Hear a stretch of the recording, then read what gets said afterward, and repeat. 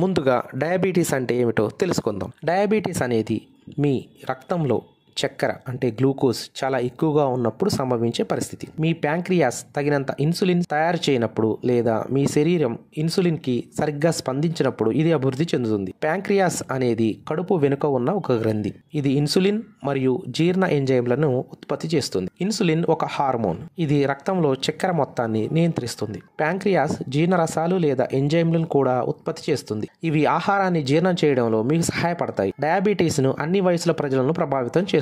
Diabetes యొక్క చాలా రూపాలు దీర్ఘకాలికమైనది అంటే జీవితకాలం, మరియు అన్ని రూపాలు మందులు లేదా జీవనశైలి మార్పులతో నిర్వహించబడతాయి. గ్లూకోజ్ చక్కెర ప్రధానంగా మీ ఆహారం మరియు పానీయాల్లోని కార్బోహైడ్రేట్ల నుంచి వస్తుంది. ఇది మీ శరీరం యొక్క శక్తి వనరు. మీ రక్తం శక్తి కోసం ఉపయోగించడానికి మీ శరీర కణాలన్నిటికీ గ్లూకోజ్ని తీసుకువెళుతుంది. గ్లూకోజ్ మీ రక్త ప్రవాహంలో ఉన్నప్పుడు దాని తుది గమ్యాన్ని చేరుకోవడానికి ఒక సహాయం అవసరం. అది ఇన్సులిన్ హార్మోన్. మీ ప్యాంక్రియాస్ తగినంత ఇన్సులిన్ తయారు చేయలేకపోతే లేదా మీ శరీరం దాన్ని సరిగ్గా ఉపయోగించుకోలేకపోతే గ్లూకోజ్ మీ రక్త ప్రవాహంలో ఉండిపోతుంది. దీనివల్ల రక్తంలో అధిక చక్కెర వస్తుంది.